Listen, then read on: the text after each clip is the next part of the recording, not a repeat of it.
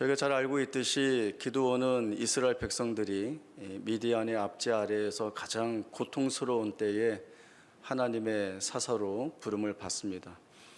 여느 이스라엘 백성들처럼 기드온도 자신들의 이스라엘 역사 안에서 하나님의 어떤 일을 해오셨는지를 잘 알고 있습니다. 자기 조상들에게 찾아오신 하나님이 수없이 많은 이적을 베풀어 주심으로 인하여서 그 백성을 승리케 하셨다라고 하는 내용을 잘 알고 있습니다. 그렇다면 하나님이 찾아오셔서 주신 말씀이 너를 통하여 이스라엘을 구원하겠다라고 한다면 그 하나님이 주신 말씀을 철저히 붙들고 순종해야 했습니다. 그러나 기드온이 하나님이 주신 말씀에 이렇게 반발 아닌 반발을 하게 됩니다. 나의 집은 므낫세 중에서도 가장 약하고 더군다나 나는 우리 집에서도 제일 작은 자입니다. 그런 내가 무엇을 할 수 있겠습니까? 라고 하는 반문입니다. 이 반문 속에는 힘이 없고 가장 약한 내가 어떻게 라고 하는 자기 한계에 매여 있는 기드온의 탄식을 보게 됩니다. 그러나 기드온이 놓치고 있는 것이 있죠. 그것을 하나님이 아주 분명하게 정확하게 짚어주시고 있습니다. 내가 너를 보내는 거다. 그리고 내가 너와 함께 하겠다고 하지 않았느냐라고 하는 겁니다. 사실 하나님의 말씀을 받는 입장으로서 하나님이 내가 함께하고 내가 이기게 하겠다라는 말씀을 들으면 이것보다 더 큰 힘은 없습니다. 이것보다 더 큰 위로와 격려는 없습니다. 자신만만해야 하고 담대해야 하는 것이 옳습니다. 그럼에도 이 기드온은 자신의 시선을 자신의 조건과 한계 안에 가두어 놓고는 하나님께 시선을 두지 못하고 있습니다. 여전히 내가 무언가를 해야 하기 때문에 할 수 없다, 불가능하다라고 하는 자신의 좁디 좁은 안목에 사로잡혀 있는 것이죠. 기드온이나 이스라엘 백성들에게는 하나님이 함께 하신다, 이 하나님이 일하신다라고 하는 것이 그들이 내세울 수 있는 가장 강력한 무기, 가장 강력한 전력이라는 것을 알아야 합니다. 테니스 코트 위에 악동이라고 하는 사람이 있습니다. 지금은 키리오스라고 하는 호주 선수인데요. 보통 우리가 얘기하는 4차원 성격을 가진 선수입니다. 심판하고 싸우고 라인맨하고 인아웃을 싸우고 상대 선수를 비하하고 응원하러 온 관중들을 향해서 침을 뱉습니다. 그 벌금도 많이 냈어요. 그런데 이 키리오스 이전에 테니스 코트 위에 악동이라고 하는 원조라고 불리는 선수가 있었습니다. 여러분 아시겠지만 존 맥켄로라고 하는 선수입니다. 이 선수는 사실은 타고난 천재입니다. 운동신경이 매우 발달되어 있고 또 경기 운영이 너무 좋아서 타의 추종을 불허하는 선수입니다. 그런데 이 선수도 악동이라고 하는 그 말에 걸맞게 심판과 싸우고 또 매너가 우선시 되어야 하는 코트 위에서 비신서적인 행동을 많이 했습니다. 그런데 이 선수가 테니스계의 악동이기도 하지만 또 다른 호칭을 받습니다. 테니스계의 레전드라고 하는 거죠. 전설입니다. 너무나 실력이 출중하기 때문에 그렇습니다. 한 가지 이슈가 있었는데요. 세계 최강 남자 테니스 복식조를 구성할 때 있어서 이 존 맥켄로하고 누구를 파트너로 정하면 최강의 복식조가 되겠느냐라고 할 때 답은 아무나였습니다. 존 맥켄로가 워낙 뛰어난 선수라서 복식이어도 혼자 다 해도 이길 수 있으니까 그저 그 파트너는 테니스를 못 쳐도 라켓만 들고 서 있어도 그 팀은 최강의 복식조가 된다라고 하는 것이죠.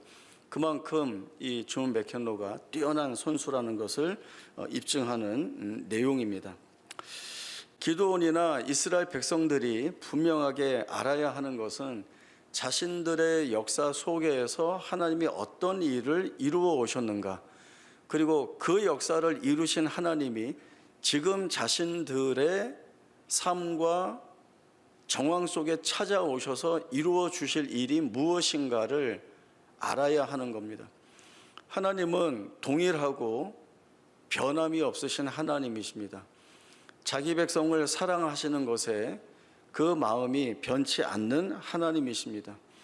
그 하나님이 오늘 기드온과 이스라엘의 역사에 찾아오셔서 구원하시겠다라고 하는 말씀을 주시면 그 구원의 약속의 말씀은 변치 않고 하나님이 이루실 일입니다. 기드온은 나라를 구할 만한 능력이나 힘이 있어서 하나님 앞에 사사로 부름받은 것이 아닙니다.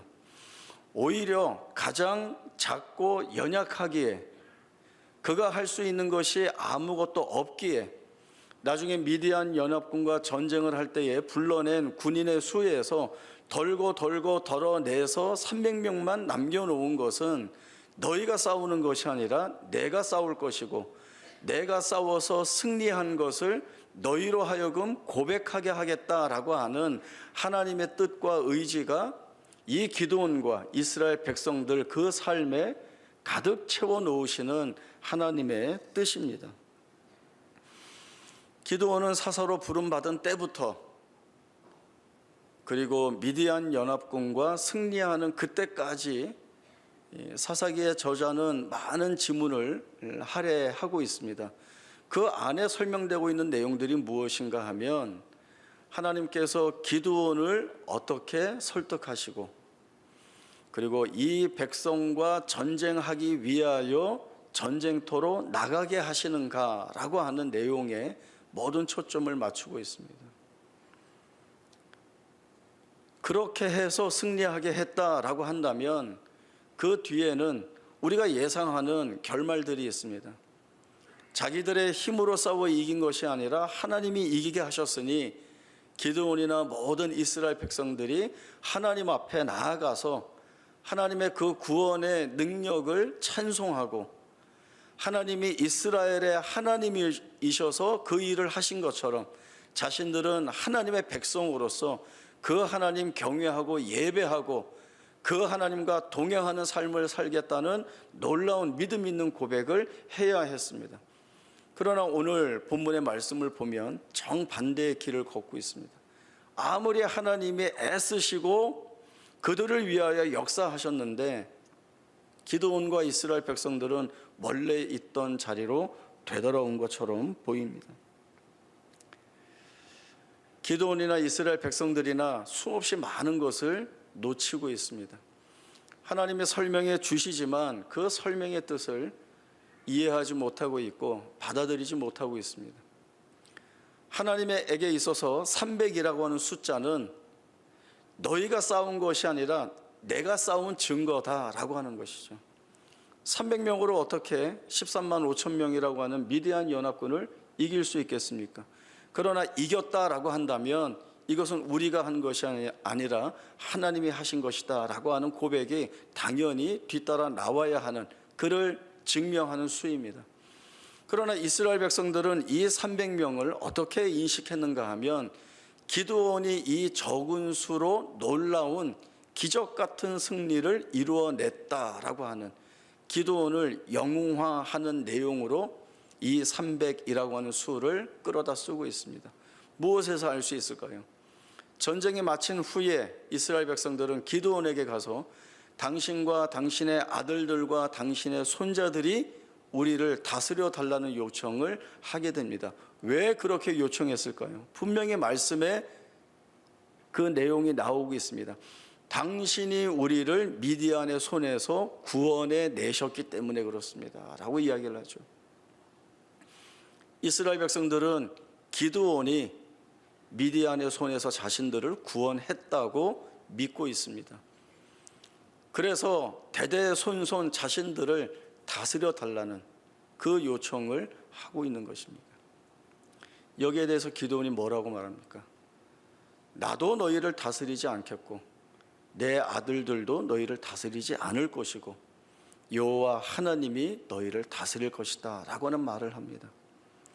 여러분, 이 말만 들어보면 어떻습니까? 가장 이상적인 대답을 기드온이 하고 있고 마땅히 그렇게 얘기해야 할 모범적인 답변을 하고 있습니다. 그러나 이후에 기드온의 행보를 보면 이 말이 진심이 아니었다는 것들을 저희들이 보게 됩니다. 기드온이 백성들에게 너희가 탈취한 금 귀고리를 내게 달라라고 하는 요청을 하게 됩니다. 백성들은 기쁜 마음으로 당연히 내어놓습니다. 그렇게 거두어 들인 양이 1700세겔 20kg 정도 되는 금입니다. 이뿐만 아니라 초승달 장식이나 또 미디안 왕들이 입고 있었던 자색 옷이나 또 낙타 짐승 같은 것에 둘러진 모든 장식들을 다 이 기드온이 받게 됩니다. 이렇게 금이나 왕이 입었던 옷이나 또 그 짐승들에 둘렸던 장식들을 전리품으로 취하는 것은 왕에게 주어지는 몫이었습니다. 이 왕에게 주어지는 몫을 요구했다는 것은 기드온 스스로가 왕의 자리를 앉지는 않았지만 이스라엘 백성들 위해 왕으로 군림하고 있다라고 하는 사실을 증명해냅니다. 또 하나가 있습니다. 세겜에 있는 첩으로부터 아들을 하나 이 기드온이 얻게 되는데 그 아들의 이름을 아비멜렉이라고 짓습니다. 아비멜렉이라는 뜻은 나의 아버지는 왕이시다라고 하는 뜻입니다. 기드온이 자기 아들에게 주는 이름이 나의 아버지는 왕이다라고 하는, 여기에서 볼 때도 기드온은 충분히 왕의 자리에서 군림하고 있다라고 하는 것들을 보게 됩니다.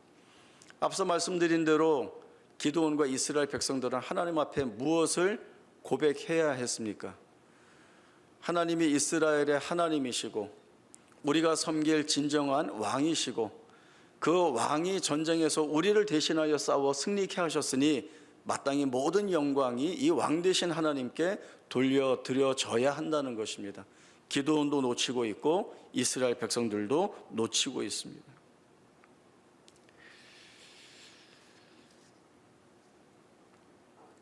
하나님은 이 기드온과 이스라엘 백성들에게 한없는 은혜를 부어주고 계십니다. 그럼에도 기드온과 이스라엘 백성들은 하나님 앞으로 돌아오지 못하고 있습니다. 오히려 더 악한 길로 가고 있습니다. 기드온이 받은 금으로 제사장이 입는 옷 에봇을 하나 만들게 됩니다. 그러나 이 에봇으로 인하여서 이스라엘 백성들이 음란히 행하게 되고 이것이 기드온과 그의 집안의 올무가 되었다고 사사기의 저자가 기록을 하고 있습니다. 학자들의 의견으로는 이스라엘 백성들이 기드온이 300명으로 인하여 승리케 한 그 승리를 이 에봇이 쭉 이어갈 수 있다라고 하는 마음으로 에봇을 섬긴 것이라고 보고 있습니다. 28절에 보면 미디안이 이스라엘 앞에 그 머리를 들지 못함으로 기드온이 사는 동안 그 땅이 40년 동안 평온하였다는 말씀이 있습니다. 그 40년이 평온했다라고 하는 뜻이 무엇일까요? 미디안으로부터 완전 해방되었습니다. 이전에 있었던 고통과 궁핍함은 이제 사라졌습니다. 이스라엘 백성들은 괴로움을 누리지 않아도 됩니다. 편안합니다. 그러면 40년의 평온함이 다 됐느냐라고 하는 거죠. 왜요? 그 뒤에 있는 일 때문에 그렇습니다. 같은 사사기 8장 32절에서 35절까지의 말씀을 보겠습니다. 33절부터 보겠습니다. 사사기 8장 33절부터 35절입니다. 기드온이 이미 죽음에 이스라엘 자손이 돌아서서 바알들을 따라가 음행하였으며 또 바알브릿을 자기들의 신으로 삼고 이스라엘 자손이 주위의 모든 원수들의 손에서 자기들을 건져내신 여호와 자기들의 하나님을 기억하지 아니하며 또 여룻바알이라 하는 기드온이 이스라엘에 베푼 모든 은혜를 따라 그의 집을 후대하지도 아니하였더라.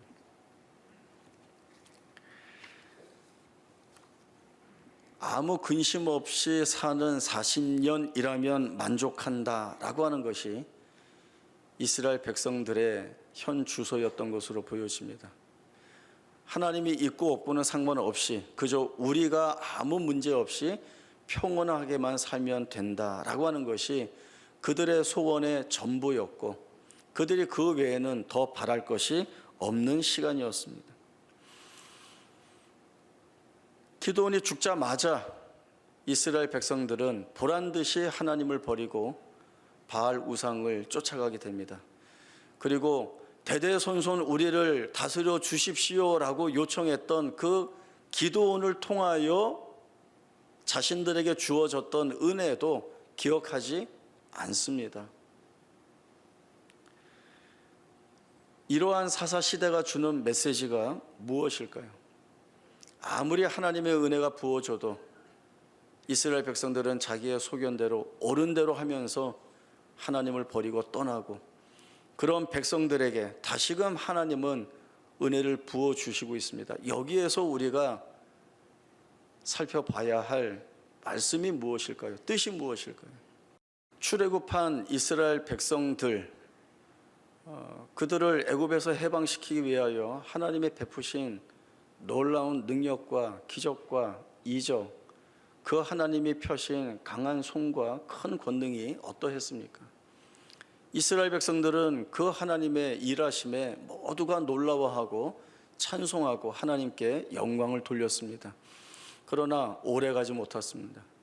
광야로 들어서서 마실 물과 먹을 것이 없자 금방 하나님을 향하여서 우리를 이 광야에서 죽이려고 애굽에서 인도해 낸 것이냐라고 하는 말할 수 없는 하나님 앞에 할 수 없는 불평과 원망을 드러내고 있습니다.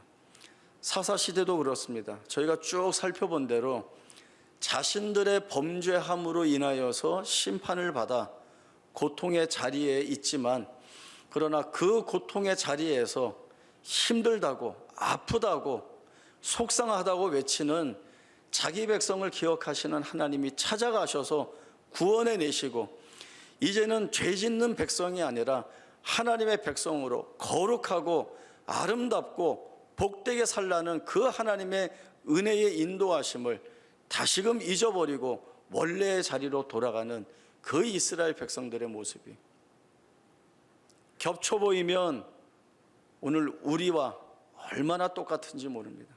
하나님이 우리에게 베풀어 주시는 은혜가 얼마나 놀랍습니까? 그 하나님의 은혜의 풍성함이 얼마나 깊습니까? 저희 감사합니다. 은혜를 확인할 때마다 감사드리고 그 은혜가 계속해서 우리의 삶 가운데 채워지길, 부어지길 소원합니다. 그러나 얼마나 가죠? 오래 가지 못합니다. 금방 하나님의 은혜를 잊어버리고 조금만 힘들고 어려운 일이 있다고 한다면 모든 원망과 모든 불평을 하나님께 돌리면서 그 하나님께 책임을 묻습니다. 하나님 때문에 하나님이 날 기억지 않아서 하나님이 날 버려서 내가 지금 이 모양 이 꼴이 되었다는 그 토해내지 못할 말을 우리가 하나님 앞에 토해내고 있죠.